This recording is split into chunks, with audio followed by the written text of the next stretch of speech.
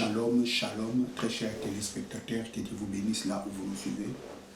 Bien, vous êtes dans CGC TV Croisé, dans la grâce et dans la connaissance télévision avec le pasteur Jimmy Senga. Bien, très chers téléspectateurs, le thème de ma prédication aujourd'hui est intitulé « La confession pour notre vie ». Vous savez, très chers téléspectateurs, en Christ, nous avions des paroles, des choses que nous croyons.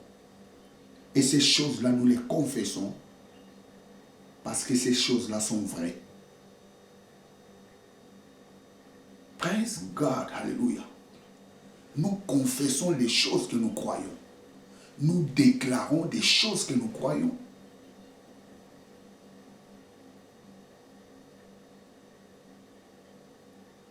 Bien, je crois fermement, vous serez bénis en suivant ces messages. Je vais faire la prière avant de commencer. Éternel Dieu, merci pour ce temps favorable que tu m'as accordé pour prêcher ta parole. Laisse que ton esprit illumine le cœur de tous ces assels qui suivront ces messages pour qu'ils parviennent à la connaissance de la vérité de ta parole. Je te rends toute la gloire au nom de Jésus-Christ, notre Seigneur et notre Sauveur. Amen. La confession pour la vie. Alors, c'est quoi la confession?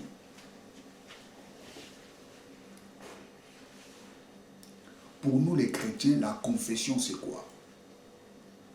La confession, c'est la déclaration par la bouche de ce qu'on croit. Des choses que nous croyons. Lorsque nous les déclarons, nous faisons la confession. La confession, ce n'est pas toujours confesser les péchés.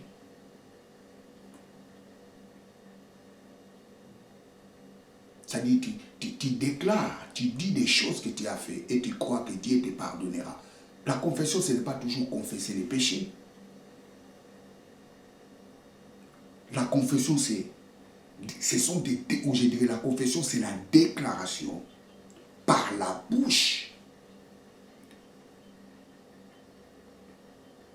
des choses que nous croyons. C'est ça la confession. Ou je dirais la confession de notre foi.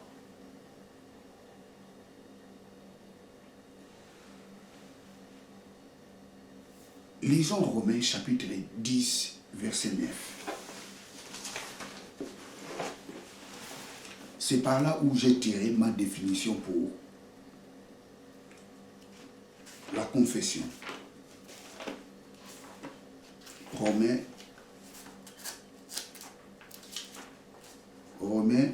10, 9.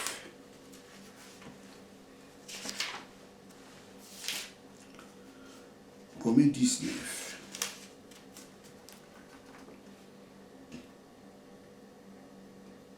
Si tu confesses de ta bouche le Seigneur Jésus-Christ, si tu crois dans ton cœur que Dieu l'a ressuscité des morts, tu seras sauvé. Si tu confesses de ça de ta bouche, si tu crois dans ton cœur, donc dans la confession, nous avons la déclaration et la croyance. Nous déclarons ce que nous croyons. C'est ça la confession. Vous savez, très chers téléspectateurs, nous, les chrétiens, nous croyons que la parole de Dieu, on les trouve dans la Bible. Nous croyons à cela. Nous croyons à l'intégralité de tout ce qui est écrit dans la Bible.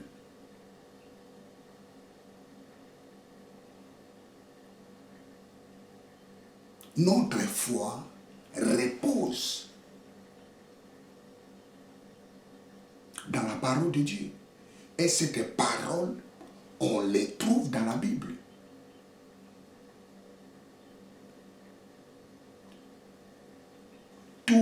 chrétiens croient que dans la Bible, on trouve la parole de Dieu.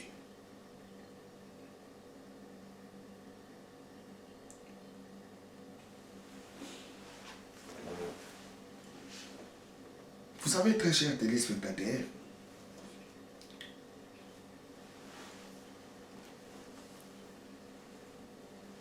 plusieurs personnes ont combattu la Bible.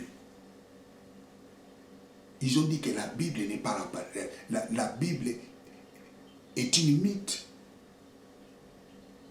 La Bible n'est pas la parole de Dieu. Plusieurs scientifiques ont dit cela. Mais aujourd'hui, même les scientifiques sont convaincus que la Bible est un livre où on peut trouver la parole de Dieu.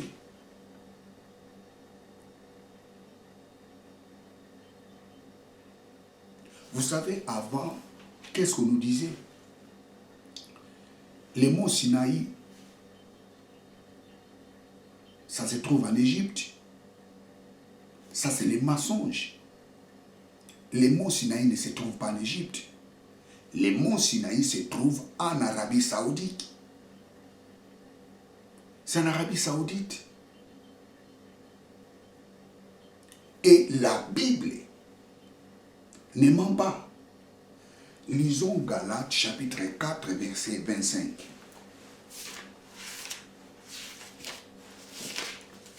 Galates 4, 25.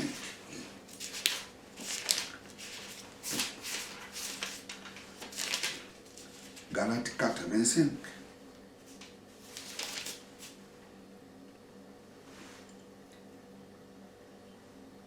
Ligne du mont Sinaï, enfantant pour la servitude, c'est Agar. Car Agar, c'est le mont Sinaï en Arabie. Agar, c'est le mont Sinaï en Arabie. La Bible l'a déjà précisé que le mont Sinaï se trouve en Arabie Saoudite. Aujourd'hui, si vous allez en Arabie Saoudite, on vous montrera le mont Sinaï. Ce n'est pas en Égypte. Ce n'est pas vers le canal de Suez. Le mont Sinaï se trouve en Arabie Saoudite. D'ailleurs, j'avais suivi un documentaire. Ça se trouve même dans les réseaux sociaux. Nous croyons la Bible est la parole de Dieu.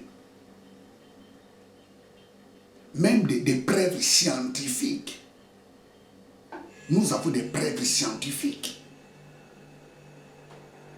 qui confirment que la Bible est un livre qui renferme des vérités qu'aucun livre n'a révélées.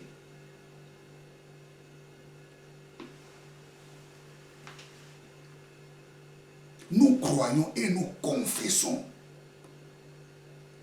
la parole de Dieu qui est écrite dans la Bible. Et nous confessons cela tout au long de notre vie. Parce que nous croyons cela est vrai. Nous croyons à cette parole est véridique.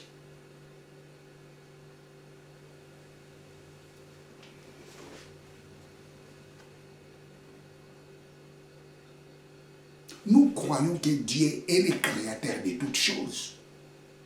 Et nous confessons cela. Nous croyons à l'existence de Dieu. Nous croyons qu'il est le créateur de toutes choses. Nous confessons cela. Et nous n'avons pas honte de dire en haute voix que Dieu existe. D'ailleurs, il faut être fou pour dire que Dieu n'existait pas.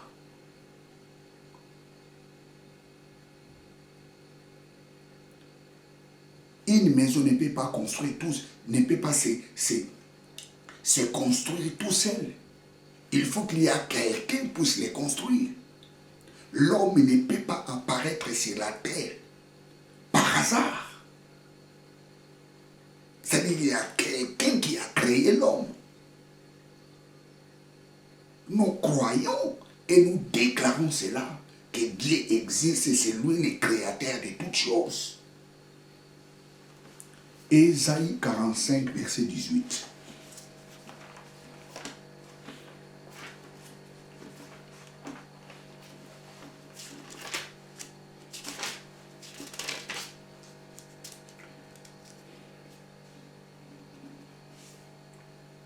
Le créateur des cieux est le seul Dieu qui a formé la terre, qui l'a faite et qui l'a enfermée, qui l'a créée pour qu'elle ne fût pas déserte.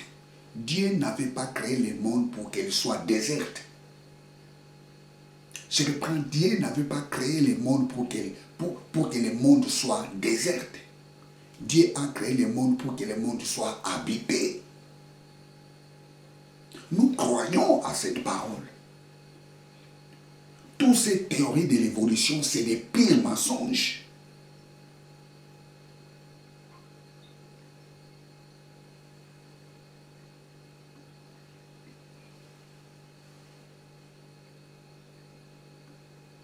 Je suis l'Éternel, il n'y a point d'autre. Oh, je relis.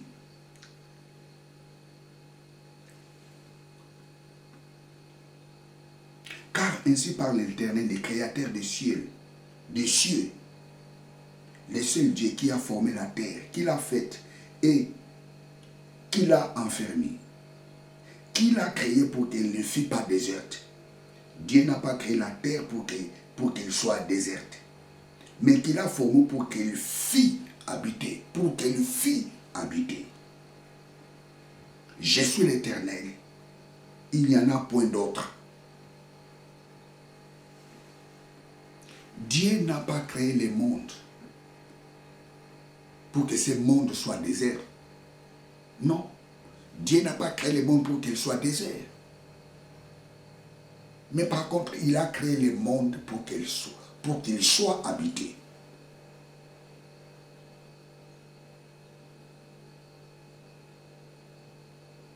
Ici, c'est précis très bien. Dieu a créé la terre. Lorsque je parle, le monde, c'est en général, l'univers. Mais Dieu a créé la terre pour qu'elle soit habitée. Il n'a pas créé la terre pour qu'elle soit déserte. Nous croyons à cette parole et nous déclarons cela. Même aujourd'hui, il y a des scientifiques qui sont convaincus que le monde ou la terre ne s'est pas apparu tout seul. Ça, c'est notre confession de foi. Nous croyons à cela et nous déclarons cela.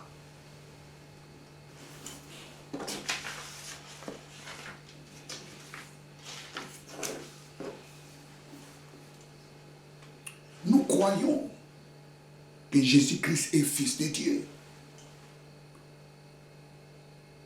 Nous croyons que Dieu a envoyé Jésus-Christ pour sauver l'humanité. Nous croyons cela et nous déclarons cela.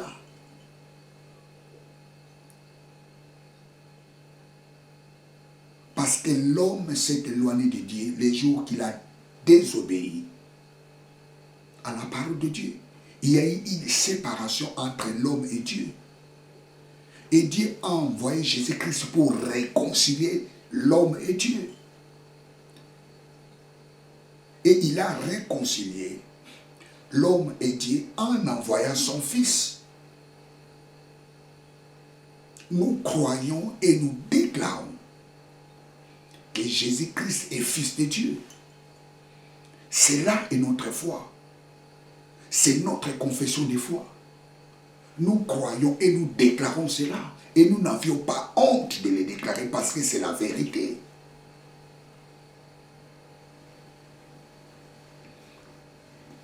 Jean 4, 15.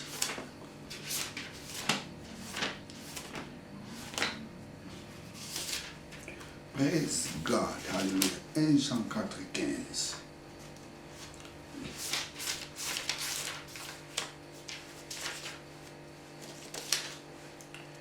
Jean 4, 15.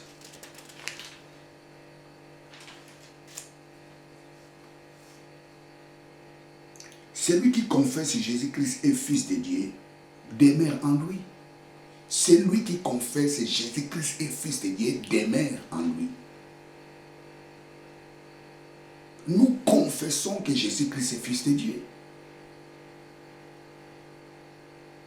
Même si les gens nous disent, oh non, mais vous, qu'est-ce que vous dites là? Dieu n'a pas un fils.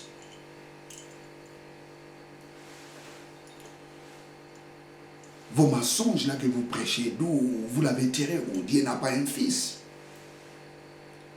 Oui, si toi tu ne crois pas que Dieu a un fils, nous croyons que Dieu a un fils. Son fils, c'est Jésus-Christ. Et c'est par son fils qu'il a réconcilié le monde avec lui. Et en Jésus-Christ, nous aussi, nous sommes les fils de Dieu. Jésus-Christ n'est pas le seul fils de Dieu. Parce que nous aussi, nous sommes devenus les enfants de Dieu.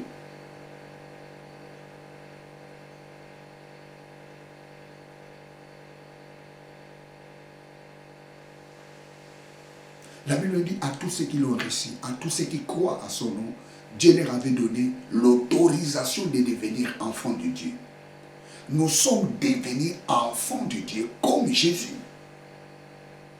Parce que nous sommes identiques avec Jésus, parce que nous l'avions accepté comme notre Seigneur et notre Sauveur. Jésus-Christ, le jour qu'il avait ressuscité, qu'est-ce qu'il a dit? Je vais vers mon Père qui est votre Père. Je vais vers mon Dieu qui est votre Dieu. C'est-à-dire, le Dieu de Jésus est devenu notre Dieu. Le Père de Jésus est devenu notre Père. Et nous avons formé un ensemble de premiers-nés. Nous avons formé une assemblée de premiers-nés.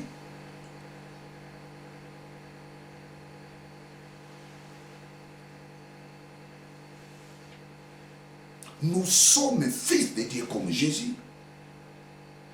Nous sommes les enfants de Dieu en Christ. Nous croyons et nous confessons cela tout au long de notre vie. Et c'est notre confession. Nous croyons à cela. Que nous avions formé une assemblée de premiers-nés.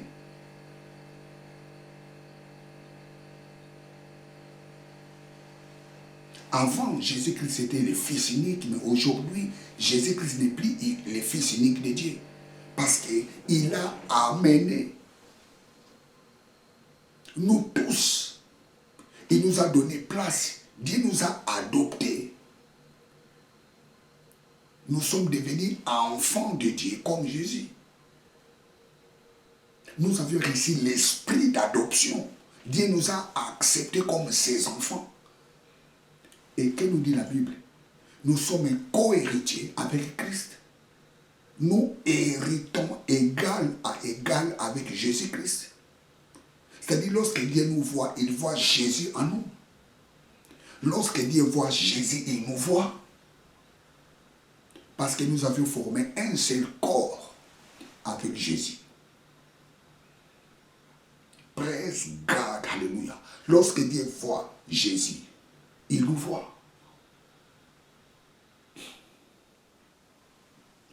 C'est notre confession. Nous confessons cela.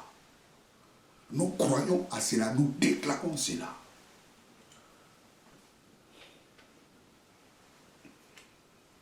Romains 19.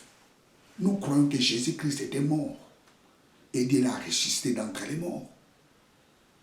Nous croyons à cela. Vous savez, plusieurs personnes disent que non, Jésus-Christ n'était pas ressuscité. Il s'est échappé sur la croix. Il y a certaines personnes qui disent comme ça. D'autres personnes disent que non, Jésus-Christ n'était pas ressuscité parce que son corps a été volé. Les disciples de Jésus ont volé son corps au tombeau pour faire croire aux gens qu'il était ressuscité.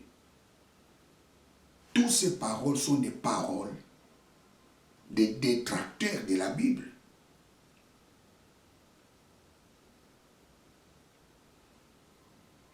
Jésus-Christ était mort, mais il était ressuscité. Dieu l'a ressuscité d'entre les morts. Nous croyons à cela.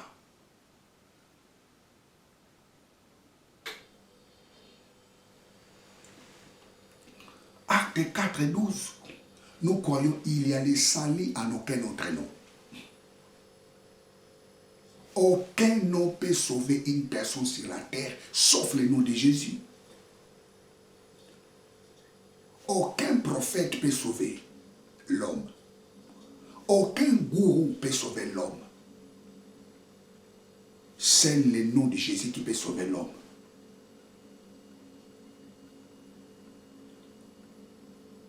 Praise God.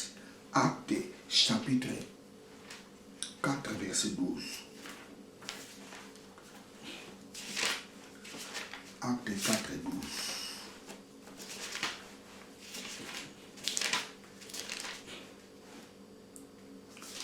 Acte 4 et 12.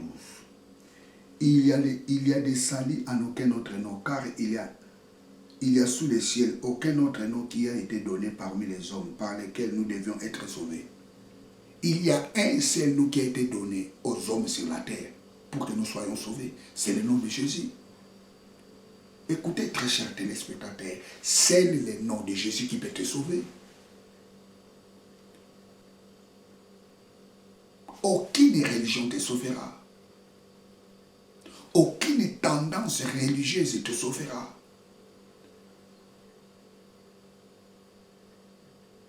Aucun gourou te sauvera. Aucun prophète te sauvera. Aucune prophétesse te sauvera. C'est le nom de Jésus qui peut te sauver. Et nous croyons à cela et nous déclarons cela. C'est notre confession de foi. C'est notre confession pour la vie. Il y a des salis en aucun autre nom. Celui qui croit en Jésus-Christ, il est sauvé. Celui qui ne croit pas en Jésus-Christ, il est condamné. Parce que Dieu a envoyé Jésus-Christ pour sauver l'homme du péché. Et tous ceux qui croient en Jésus-Christ reçoivent la vie éternelle. Il y a les salis en aucun autre nom. Il y a un seul nom qui a été donné aux hommes sur la terre. C'est le nom de Jésus. Et vous remarquerez, le christianisme est beaucoup combattu. Pourquoi? Parce qu'il détient la vérité.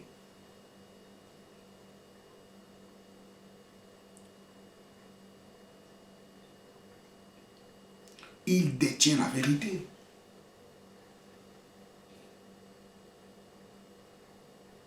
Nous, chez nous, on dit souvent, on jette des pierres sur une... Elle est la cible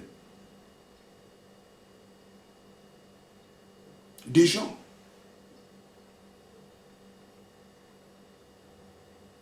Le christianisme est combattu parce que elle détient la vérité qui est la parole de Dieu. Le christianisme est une vie. Le christianisme est différent de la religion. Oui, c'est une religion. Mais nous vivons le christianisme. Il n'y a pas un chrétien pratiquant et un chrétien non pratiquant, ça n'existe pas. Si tu deviens un chrétien non pratiquant, tu es un religieux.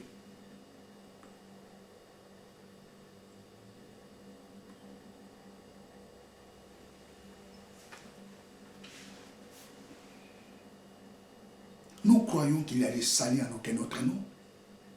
Nous croyons qu'en Christ, il y a les condamnations à personne.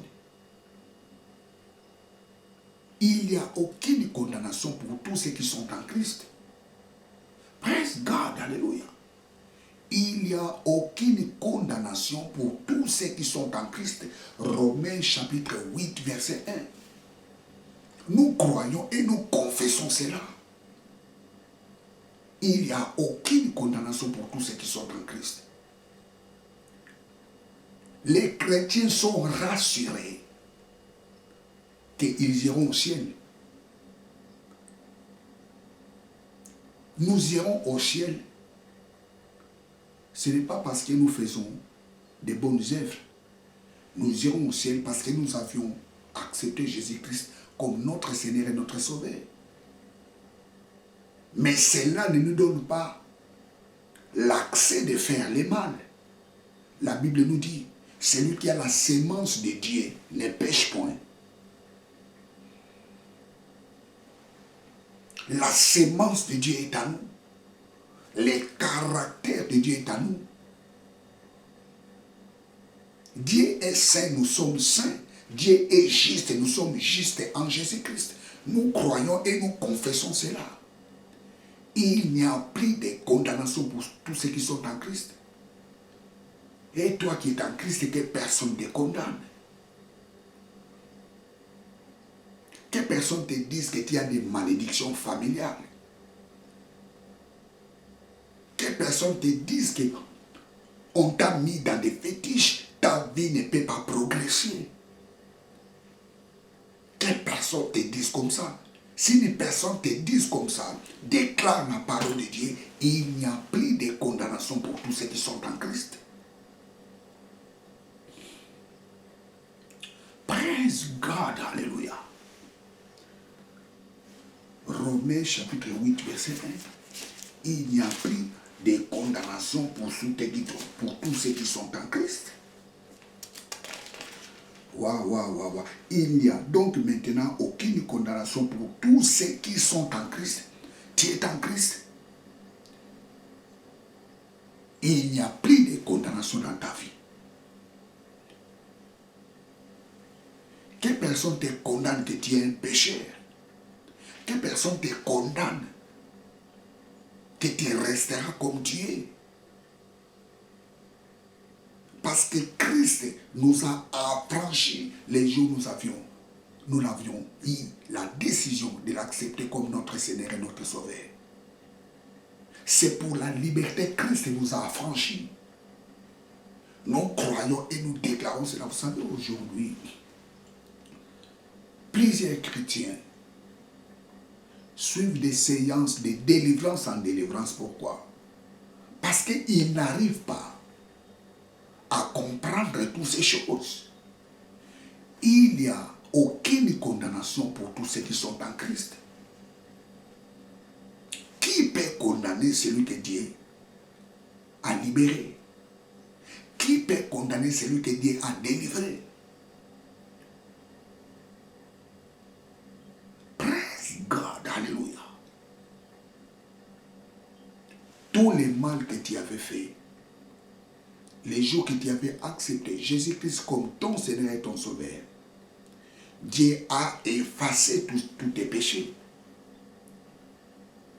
Lorsque Dieu te voit clean, Dieu te voit propre, Dieu te voit saint, parce que lorsque Dieu te voit, il voit Christ en toi.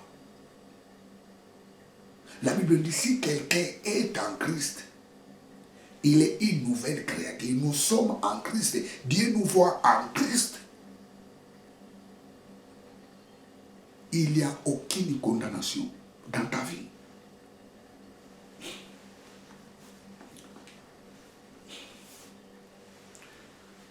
Praise God, alléluia. Praise God, alléluia. Romains chapitre 8, je vais lire verset 2. En effet, la loi de l'esprit de vie en Jésus-Christ m'a affranchi de la loi du péché et de la mort. Il n'y a donc maintenant aucune condamnation pour tous ceux qui sont en Christ. En effet, la loi de l'esprit de vie m'a affranchi. La loi de l'esprit de vie en Jésus-Christ m'a affranchi de la loi du péché et de la mort. La loi de l'esprit de vie en Jésus-Christ m'a affranchi de la loi du péché et de la mort. C'est-à-dire, en Jésus-Christ, nous opérons sous la loi de l'esprit de vie. Vous savez, dans le monde, il y a deux lois. La loi de l'esprit de vie et la loi du péché et de la mort. Tous ceux qui sont en Christ opèrent sous la loi de l'esprit de vie. Et tous ceux qui ne sont pas en Jésus-Christ opèrent sous la loi du péché et de la mort. La loi du péché et de la mort, c'est la loi de la violence. C'est la loi de la mensonge, de la mensonge.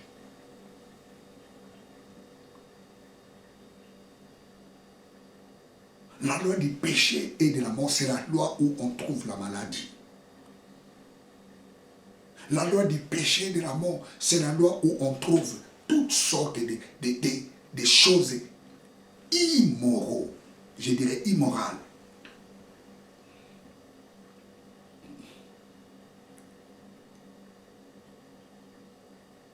Les pécheurs vivent où ils opèrent sous la loi du péché et de la mort, les pécheurs.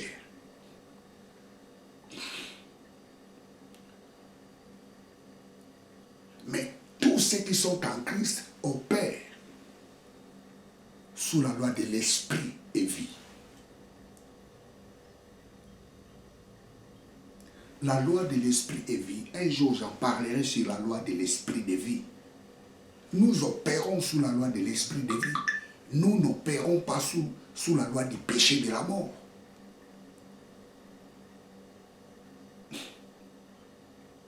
Nous croyons à cela, nous confessons à cela.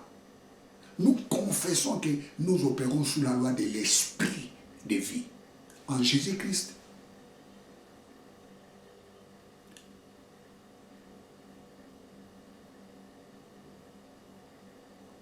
Tu opères sous la loi de l'esprit de vie parce que tu es en Christ. Les pécheurs opèrent sous la loi du péché et de la mort.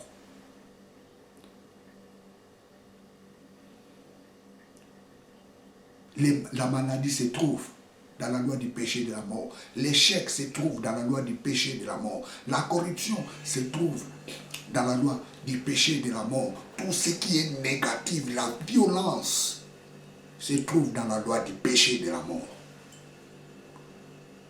La loi de l'esprit de vie en Jésus-Christ communique la joie, communique le succès, communique la réussite, communique l'amour. Parce que nous opérons dans l'amour. Nous n'opérons pas la haine. La haine, on les trouve dans la loi du péché et de la mort. Les racismes, on les trouve dans la loi du péché et de la mort. La discrimination, on les trouve dans la loi du péché et de la mort. La colère, on les trouve dans cette loi du péché et de la mort. La maladie, on les trouve dans la loi du péché et de la mort. L'inimitié, on les trouve dans cette loi du péché et de la mort. Les mensonges, la prostitution, toutes ces choses immorales, on les trouve dans la loi du péché et de la mort. Mais Jésus-Christ nous a affranchis dans cette loi du péché et de la mort et il nous a introduits dans la loi de l'esprit